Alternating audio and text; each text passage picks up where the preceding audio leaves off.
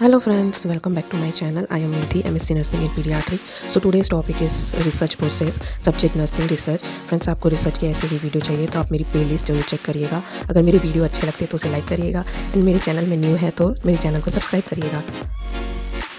So firstly हम देखते हैं रिसर्च प्रोसेस इंट्रोडक्शन. तो जो रिसर्च प्रोसेस को समझने के लिए हमें रिसर्च का समझना ज़रूरी होता है कि रिसर्च क्या होता है. तो रिसर्च क्या होता है, एक सिस्टमेटिक सर्च होता है जिसमें हम न्यू नॉलेज को सर्च करते हैं, न्यू फैक्ट्स को सर्च करते हैं, वो रिसर्च कहलाता है. अब जो रिसर्च प्रोसेस होती है वो क्या होती है, एक सिस्टमेटिक एक्शन होती है. जब हम रिसर्च करने वाले होते हैं तो उसके लिए एक सिस्टमेटिक एक्शन की ज़रूरत होती है, एक सिस्टमेटिक वे की ज़रूरत होती है. तो वो क्या कहलाती है, रिसर्च प्रोसेस कहलाती है. तो रिसर्च प्रोसेस क्या है, एक सिस्टमेटिक एक्शन है जो जो क्या करती है, हमें रिसर्च करने में हेल्प करती है. तो रिसर्च प्रोसेस क्या है, it is a step by step process है. एक स्टेप बाय स्टेप क्या है, प्रोसेस है जिसमें इन्वॉल्व होता है आइडेंटिफाई करना, locating, assessing and analysis the research question. जो भी हम रिसर्च क्वेश्चन ले रहे हैं, रिसर्च टॉपिक ले रहे हैं, तो उसे आइडेंटिफाई करना, उसके लोकेटिंग करना, असेस करना, एनालिस करना. तो किसको, जो भी हम रिसर्च क्वेश्चन ले रहे हैं उसको. देन उसके बाद फिर हमें क्या करना है, डेवलप करना है. फिर एक्सप्रेसिंग योर आइडियाज़, जो भी हम आइडियाज़ उसके रिगार्डिंग हम क्या कर रहे हैं, एक्सप्रेस कर रहे हैं, उसके रिगार्डिंग हम आइडियाज़ बना रहे हैं in order to find answer. क्योंकि जो रिसर्च क्वेश्चन हमारे माइंड में आया है उसका आंसर फाइंड आउट करने के लिए. तो हमने क्या किया, एक डेवलपिंग, मतलब हमने अपना जो आइडियाज़ है वो डेवलप किया, वो एक्सप्रेस किया, क्यों, आंसर फाइंड करने के लिए. And way in which they are carried out, ताकि हम उसको क्या कर सके, कैरी आउट कर सके. तो रिसर्च प्रोसेस हम सिंपली कह सकते हैं कि एक स्टेप बाय स्टेप प्रोसेस है जिसमें हम क्या करते हैं, अपनी रिसर्च जो क्वेश्चन है उसको आइडेंटिफाई करते हैं, असिस्ट करते हैं, एनालिसिस करते हैं एंड जो हमारे आइडियाज़ है उसको एक्सप्रेस करके डेवलप करते हैं ताकि हम उस जो रिसर्च क्वेश्चन है उसका आंसर हम फाइंड आउट कर सके. सो टू टाइप्स की होती है research process, quantitative research process and qualitative research process. So firstly देख लेते हैं steps of quantitative research process. Two types की रिसर्च प्रोसेस है, क्वांटिटेटिव एंड क्वालिटेटिव. तो क्वांटिटेटिव हम फर्स्टली देख लेते हैं. तो जो क्वांटिटेटिव रिसर्च प्रोसेस होती है इसे 4 फेजेज में क्या किया है, डिवाइड किया है. First is conceptual phase, design and planning phase and empirical phase. And fourth one is analytic phase. Quantitative phase में ही कौन से जो 4 फेज़ है, कौन कौन से थे, कॉन्सेप्चुअल फेज़. तो फर्स्टली हम देख लेते हैं कॉन्सेप्चुअल फेज़. तो कॉन्सेप्चुअल फेज़ में क्या करना होता है, फर्स्ट स्टेप क्या होती है, फॉर्मुलेटिंग द रिसर्च प्रॉब्लम. हमारी जो प्रॉब्लम है उसको क्या करना, फॉर्म करना. डिटरमाइन द स्टडी ऑब्जेक्टिव्स, हमारी जो स्टडी है उसके अकॉर्डिंग जो हमें जो ऑब्जेक्ट लेना है वो क्या करना, हमें वो डिटरमाइन करना. रिव्यू ऑफ लिटरेचर करना, जो भी हम स्टडी ले रहे हैं, जो भी हम टॉपिक ले रहे हैं उसके रिगार्डिंग रिव्यू ऑफ लिटरेचर, मतलब पुराने जो भी लिटरेचर है उसको क्या करना है, एक बार रिव्यू करना. देन डेवलपिंग कॉन्सेप्चुअल फ्रेमवर्क, फिर उसमें क्या करना है, एक कॉन्सेप्चुअल फ्रेमवर्क बनाना है. नेक्स्ट हमें क्या करना है, फॉर्मुलेटिंग हाइपोथेसिस एंड एजम्पशन. हमें क्या हाइपोथेसिस बनानी है और क्या एजम्पशन बनाना है, वो हमारे रिसर्च प्रॉब्लम पर डिपेंड करता है. तो क्या क्या स्टेप थी कॉन्सेप्चुअल फेज की, फॉर्मुलेटिंग रिसर्च प्रॉब्लम, सबसे पहले हमें रिसर्च प्रॉब्लम बनाना है. दूसरा स्टेप क्या है, ऑब्जेक्टिव बनाना है. तीसरा स्टेप क्या है, हमें रिव्यू ऑफ लिटरेचर करना है. फोर्थ स्टेप क्या है, हमें कॉन्सेप्चुअल फ्रेमवर्क बनाना है. एंड फिफ्थ स्टेप है हमें हाइपोथेसिस और एजम्पशन बनाना है. कॉन्सेप्चुअल फेज़ में जो फर्स्ट स्टेप थी वो क्या थी, फॉर्मुलेटिंग द रिसर्च प्रॉब्लम. तो हम कैसे फॉर्म करेंगे रिसर्च प्रॉब्लम को, हमें क्या करना है, जनरली स्टार्ट करना है ब्रॉड टॉपिक, कोई भी टॉपिक ब्रॉड टॉपिक लेके या ब्रॉड टॉपिक एरिया लेके हमें स्टार्ट करना है. Later narrowed to specific topic of the study. Then PICOT, model guide for formulating a clinical research question. एक पिकॉट मॉडल होता है तो वो हेल्प करता है, गाइड करता है क्या करने के लिए, एक क्लिनिकल रिसर्च क्वेश्चन हमें फॉर्मुलेट करने के लिए. तो पी फॉर क्या होता है, population, I for intervention, C for comparison group and O for outcome of interest and T for time. तो ये क्या है, पिकॉट मॉडल है जिसके थ्रू हम क्या करते हैं, हमारे जो रिसर्च क्वेश्चन है उसको फॉर्मुलेट करने में, उसको बनाने में हमें हेल्प होती है. तो पिकॉट में जो फर्स्ट है वो पॉपुलेशन है, तो हमें किस पॉपुलेशन पर हमें रिसर्च करनी है, हमारा इंटरवेंशन, मतलब हम क्या इंटरवेंशन करने वाले हैं वो हमें डिसाइड करना है. हमें कंपैरिजन ग्रुप लेना है, वो डिसाइड करना है. आउटकम क्या आएगा वो डिसाइड करना है और किस टाइम पे करना है. तो हमें ऐसे रिसर्च क्वेश्चन क्या करना है, फॉर्म करना है. रिसर्च क्वेश्चन, रिसर्च टॉपिक हमें फॉर्म करना है. अब कॉन्सेप्चुअल फेज़ का सेकेंड स्टेप क्या था, डिटरमाइनिंग स्टडी ऑब्जेक्टिव. हमें जो हमारी स्टडी से रिलेटेड ऑब्जेक्टिव बनाने पड़ेंगे क्योंकि ये मेन स्टेप है. तो इसमें क्या है कि ये क्लियर डायरेक्शन प्रोवाइड करता है, ठीक है, स्टडी को क्लियर डायरेक्शन प्रोवाइड करता है.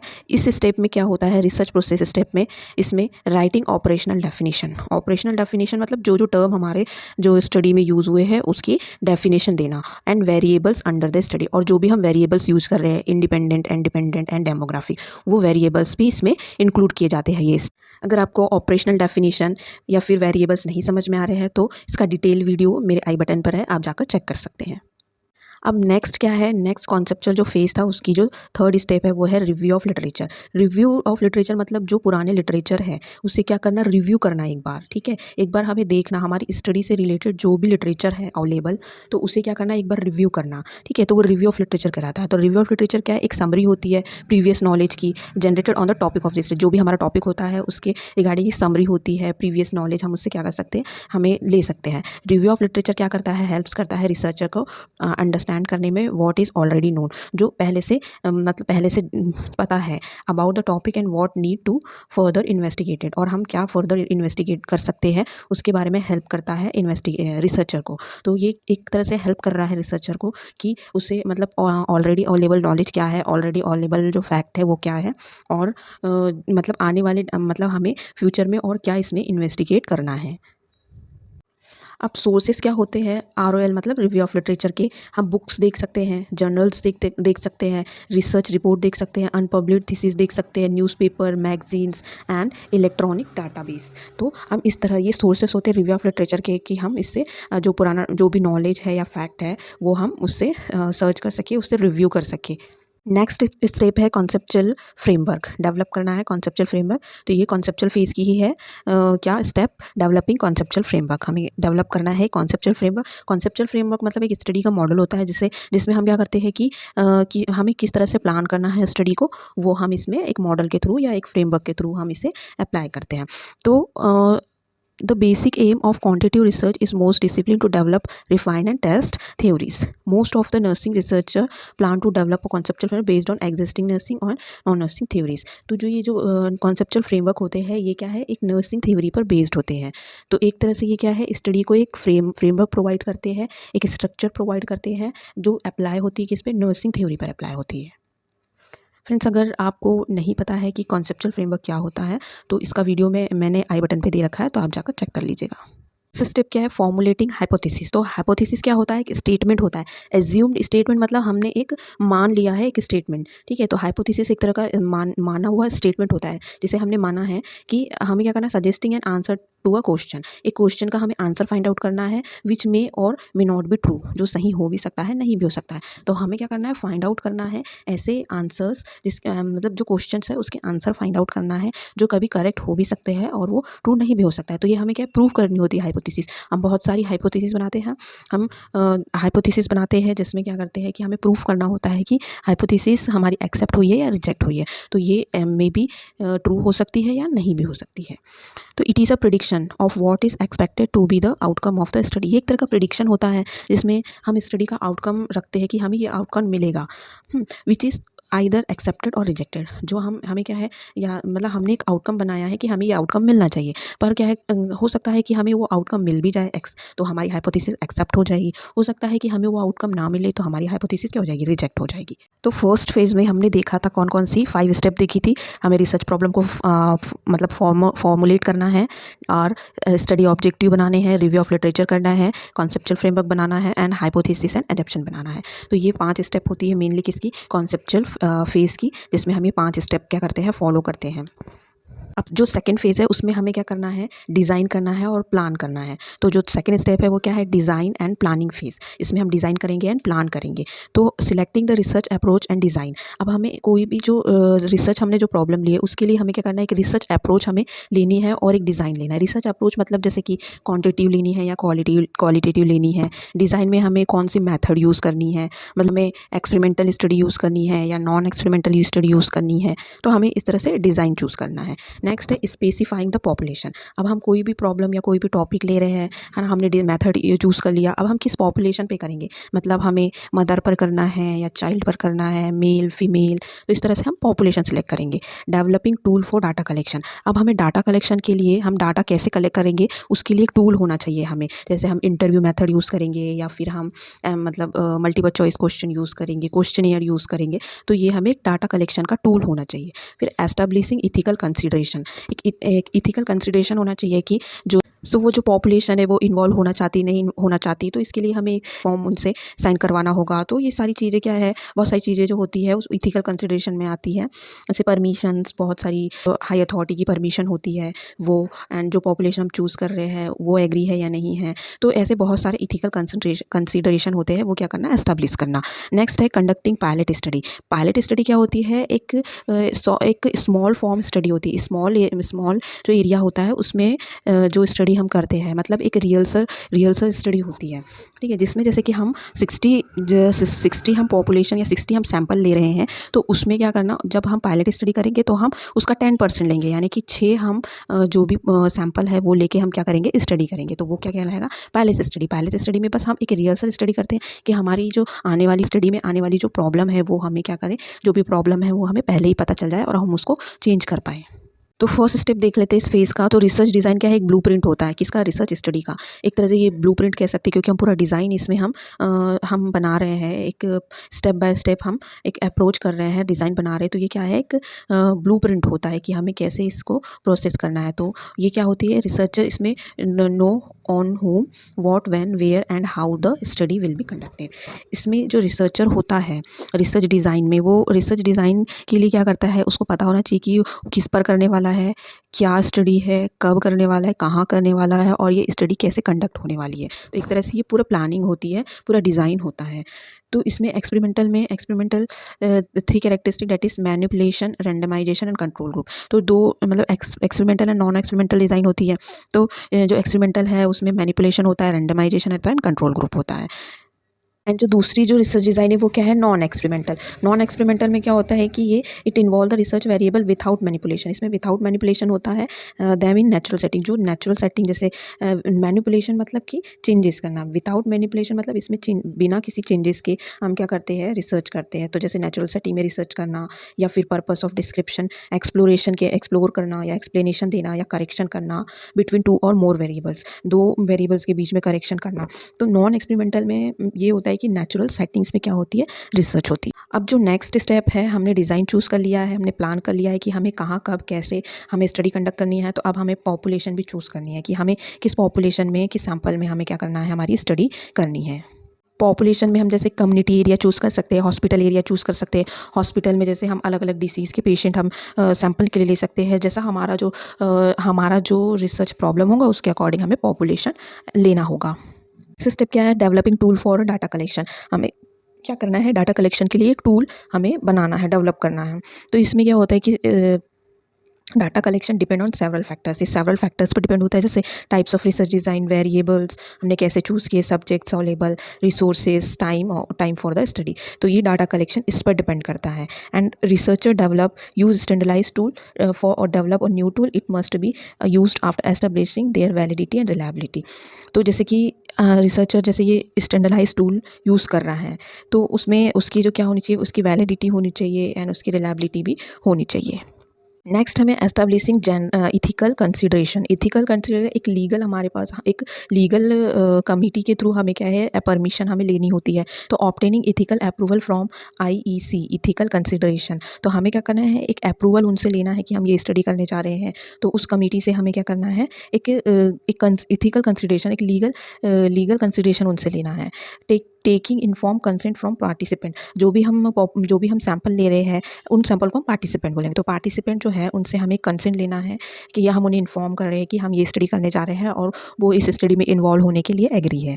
Obtaining permission from competent authority of the health care facility. और जहाँ पर हम अपनी स्टडी करने जा रहे हैं तो हमें वहाँ से पहले जो हाई अथॉरिटी है उनसे परमिशन लेनी है। एंड एक कॉन्फिडेंशियलिटी बनाकर रखना है, मेंटेन करना है अपने जो भी इंफॉर्मेशन उसकी रिगार्डिंग। तो जो पेशेंट के जो भी हम डाटा ले रहे हैं तो उसको हमें किसी से शेयर नहीं करना है। सो नेक्स्ट स्टेप है कंडक्टिंग पायलट स्टडी।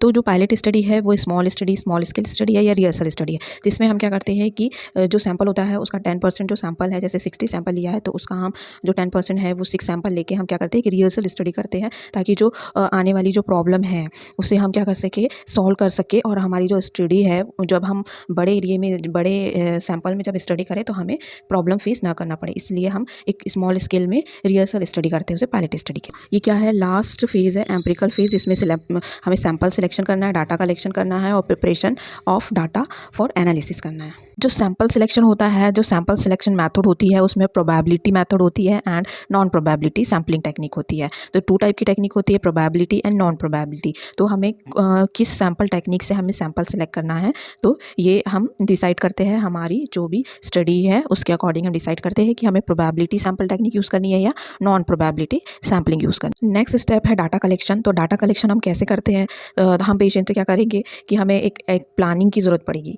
हमें क्या करना है, डाटा कलेक्शन के लिए हमें एक रिक्वायर्स होती है किसकी, एडिक्वेट प्लानिंग की रिक्वायर्ड होती है, पेशेंट्स की रिक्वायरमेंट होती है। हाँ, प्रॉपर कम्युनिकेशन होना चाहिए, आईपीआर प्रॉपर मेंटेन होना चाहिए। और जो डाटा हम कलेक्ट कर रहे हैं वो कैसे कलेक्ट करेंगे, क्वेश्चन करके हम कलेक्ट करते हैं, इंटरव्यू के थ्रू कलेक्ट करते हैं और ऑब्जर्वेशन मेथड के थ्रू हम कलेक्ट करते हैं क्या, हमारा जो डाटा है वो।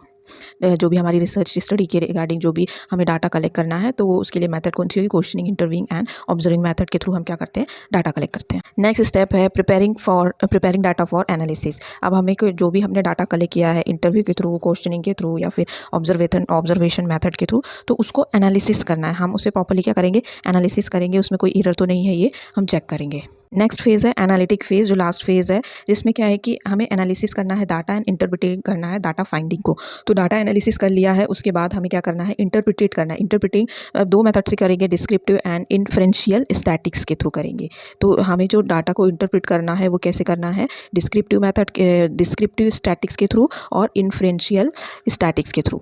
तो हमें अब क्या है कि हमें जो हमारा जो डाटा हमें मिला है उसे हमें क्या करना है, एक स्टैटिक फॉर्म में रखना है। तो हम उसे कैसे करेंगे, टेबल्स के थ्रू रखेंगे, ग्राफ्स के थ्रू रखेंगे एंड चार्ट के थ्रू रखेंगे। नेक्स्ट फेज़ क्या है, डिसेमिनेशन फेज़, जिसमें हमें क्या करना है, हमने डाटा एनालिसिस कर लिया था, जो प्रीवियस फेज़ थी उसमें इंटरप्रेट भी कर लिया था। अब हमें जो हमारी जो रिसर्च है उसे क्या करना है, कम्युनिकेट करना है। तो रिसर्च को जो कम्युनिकेट करेंगे वो कैसे करेंगे, राइटिंग रिसर्च थीसिस। हमें रिसर्च थीसिस लिखना है, आर्टिकल्स लिखने हैं, उसको प्रेजेंट करना है, ओरल रिसर्च रिपोर्ट हमें देनी है एंड साइंटिफिक कॉन्फ्रेंस में हम उसे क्या कर सकते हैं, कम्युनिकेट कर सकते हैं। कम्युनिकेट करना मतलब हमने उसे हमारा जो भी रिजल्ट फाइंड आउट हुआ, हमारी जो रिसर्च या हमारी जो थीसिस फाइंड आउट हुई है हमें, तो उसे रिटन फॉर्म में देना, आर्टिकल फॉर्म में देना, प्रेजेंट करना, ओरल रिसर्च रिपोर्ट देना और साइंटिफिक जो कॉन्फ्रेंस होती है उसमें प्रेजेंट करना। तो हमने हमारी जो रिसर्च फाइंडिंग है उसको क्या किया, कम्युनिकेट किया। हमने फर्स्ट जो क्वालिटेटिव 2 टाइप के प्रोसेस देखे थे, रिसर्च प्रोसेस कौन कौन से थे, क्वालिटेटिव एंड क्वांटिटेटिव। तो क्वांटिटेटिव रिसर्च प्रोसेस हमने देख लिया है। अब हमें देखना है steps in qualitative research process. भी जो स्टेप्स होती है वो सिमिलर होती है। हमें आइडेंटिफाई करना है रिसर्च प्रॉब्लम को, फिर हमें जो स्टडी ऑब्जेक्टिव बनाना है, फिर रिव्यू ऑफ लिटरेचर करना है, फिर हमें रिसर्च सेटिंग हमें डेवलप करनी है, रिसर्च अप्रोच और रिसर्च डिज़ाइन चूज़ करनी है, इस जो सैंपल है वो चूज़ करना है हमें, एंड एस्टेब्लिश करना है क्या, इथिकल कंसिडरेशन, ये तो बहुत ज़रूरी है। हमें हाई अथॉरिटी और जो भी हम जिस सैंपल यूज़ कर रहे हैं, जो पार्टिसिपेंट यूज़ कर रहे हैं, उसका भी हमें कंसेंट ज़रूरी है। हमें प्लान करना है टूल और डाटा कलेक्ट कैसे करना है, फिर हमें डाटा कलेक्ट करना है, फिर उस डाटा को हम ऑर्गेनाइज़ करते हैं, एनालिसिस करते हैं, फिर एनालिसिस करने के बाद इंटरप्रेट करते हैं डाटा को। देन डाटा हमें मिल जाता है, जो हमने डाटा क्या किया, इंटरप्रेट किया, तो हमें जो डाटा मिल जाता है तो उसे क्या करना है, डिसेमिनेटिंग द रिसर्च फाइंडिंग। फिर हमें क्या करना है, डिसेमिनेटिंग करना है, कम्युनिकेट करना है, जो भी हमारी रिसर्च फाइंडिंग आई है उसको रिटन फॉर्म में देना, ओरली प्रेजेंट करना, रिसर्च रिपोर्ट बनाना, आर्टिकल करना, प्रेजेंट करना, प्रेजेंटेशंस देना। तो ये है डिसेमिनेट करना, मतलब कम्युनिकेट करना, जो भी हमारी जो रिसर्च फाइंडिंग है उसको कम्युनिकेट करेंगे। तो ये सारी स्टेप थी किसकी, क्वालिटेटिव रिसर्च प्रोसेस की, जिसमें हमने रिसर्च को क्या किया, रिसर्च प्रॉब्लम को आइडेंटिफाई किया, स्टडी ऑब्जेक्टिव बनाया, रिव्यू ऑफ लिटरेचर किया, रिसर्च की सेटिंग किया, रिसर्च डिज़ाइन चूज़ किया, रिसर्च अप्रोच चूज़ किया, फिर उसके बाद हमने पायलट स्टडी किया, इथिकल कंसिडरेशन हमने एस्टैब्लिश किया, फिर प्लान किया कौन सा टूल हमें यूज़ करना है, फिर डाटा कलेक्शन किया, देन उसके बाद ऑर्गेनाइज़ किया डाटा को, एनालिसिस एंड डाटा इंटरप्रिटेशन किया डाटा का, फिर जो भी डाटा हमें फाइंड आउट हुआ, जो भी रिसर्च हमें कम्युनिकेट किया, रिसर्च रिपोर्ट के थ्रू या फिर आर्टिकल के through, oral presentation, research report, इसके थ्रू हमने क्या किया, उसे कम्युनिकेट किया। तो ये क्या था, रिसर्च प्रोसेस, जिसमें हमने 2 टाइप्स के रिसर्च प्रोसेस देखे थे, qualitative and quantitative. Research process क्या होता है, एक सिस्टमेटिक एक्शन होता है, जिसमें क्या करते हैं कि एक systematic step by step process होती है। स्टेप बाय स्टेप क्या है, एक एक्शन होता है जिसमें रिसर्च को हम क्या करते हैं, कैरी आउट करते हैं। तो वो क्या कहलाता है, रिसर्च प्रोसेस कहलाता है। रिसर्च प्रोसेस क्या है, एक स्टेप बाय स्टेप क्या है, एक्शन है, जिसमें क्या करते हैं हम, जो हमारा जो क्वेश्चन है उसको, हमारा जो टॉपिक है, जो हमारा रिसर्च क्वेश्चन है उसको हम क्या करते हैं, एनालिसिस करते हैं और असिस करते हैं। तो उसके बाद मतलब क्यों करते हैं, क्योंकि हम अपनी जो रिसर्च प्रॉब्लम का आंसर हम फाइंड आउट कर सकें, इसलिए हम step by step process follow करते हैं। आई होप आज का टॉपिक आपको अच्छा लगा होगा। Friends, if you like my video, like, share and subscribe to my channel so that you can get notification of my video. Thank you for watching friends. So मिलते हैं next video में। Till then bye.